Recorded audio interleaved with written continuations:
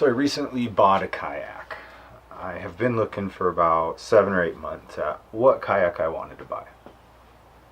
I did a lot of research, I watched a lot of YouTube videos, and that helped me decide which brand and model I wanted. I knew it's fishing kayak. I knew I wanted to fish out of it.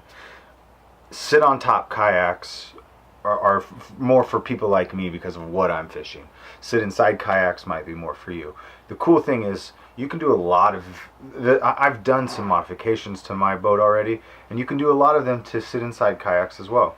So what I'd like to do is go over the boat, the specs of the boat, kind of some of the new things they've added to this this year's model, some of the things that I've done. Maybe in the future I can do some videos on the additions I've made to the kayak already, and just kind of show you what's up. So my idea is that this can be a place for this discussion of modifications, and a way for me to kind of project what I've done. If you have any questions, I'd love to answer them, so just ask in the comments. So yeah, let's go over the boat.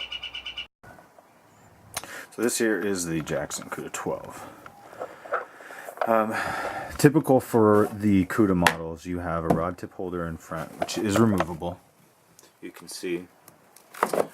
And on the top of it, these bungee cords. These act as a paddle holder for, when you're sitting and fishing, standing fishing, whatever you want. This will hold your paddle.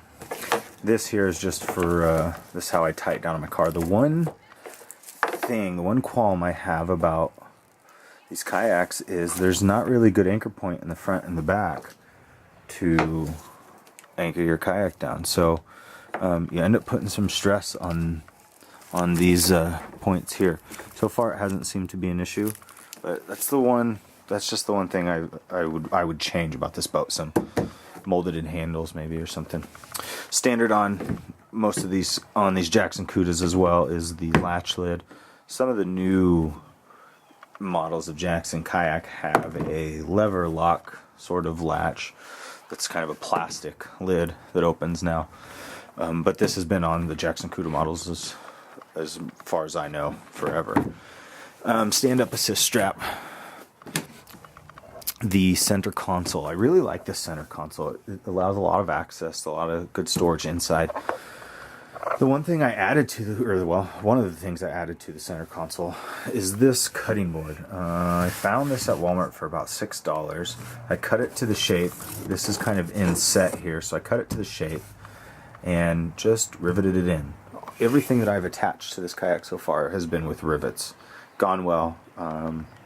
Used 3/16 drill bit, marine goop, and these rivets that have the rubber coating on them. Let's see if I can find one to show you.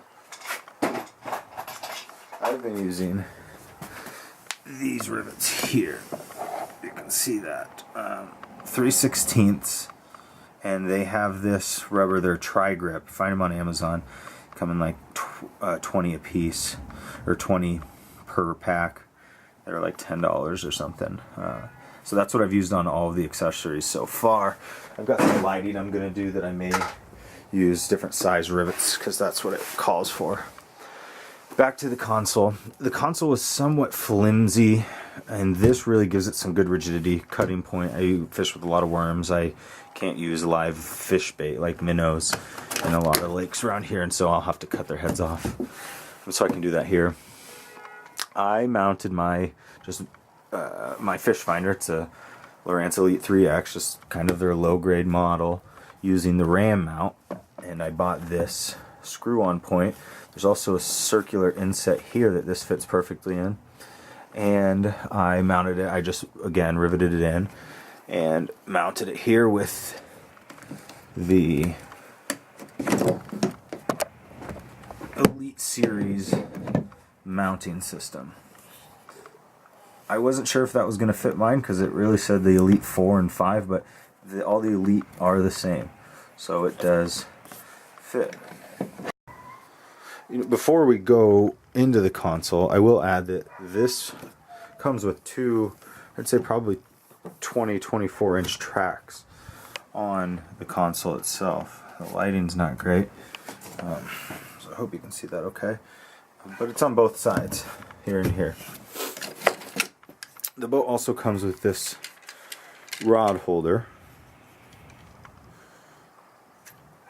and it is the screw-in style ram ball, 1-inch ram ball, I believe, or 1.5-inch ram ball. I'm sorry. So it slides in the track, tightens down. This is obviously what loosens and turns your rod to where you want it. As you can see, I have my transducer. I used PVC and some pool noodle to fix my transducer to the bottom of the boat. Hopefully you can see that. Transducer itself is held in with a Bolton nut. The inside of the console. Good storage space in here. It comes with a divider, foam divider, lots of room. My power for my fish finder then runs down here. This battery box I made that is velcroed in to keep it obviously from wiggling around, and connects with SAE connectors, which I had a hard time finding. Radio Shack ended up having them. So did some automotive stores. So if you're looking and you can't find them, check Radio Shack and or your local automotive store. So with when the battery goes in there, it pushes up right here. It's a little high. So this does take a little bit of force to click back in there, but then it sits nice and tight, and this isn't compromised at all. So to the chair, this is, I believe, a new chair for the 2017 models. Jackson had a lumbar support that went down here in last year's model. I have made just this tether, a bunch of tethers connected to this O-ring. That's what I use to clip on right now. I'm going to be using some extendable lanyards. So here's the seat. It's got a pouch in the back, which is nice to hold a bunch of extra stuff, some of my safety stuff. The seat also goes into sitting position, so there's a low and the high seating position. I've been out in both. I prefer just to leave it in the high seating position. That's where I fish from. It's not bad to paddle from. Yeah. So there is some storage space underneath the seat, a couple scupper holes. And that's where I run my cart. I made a PVC cart for it. That's where I run it.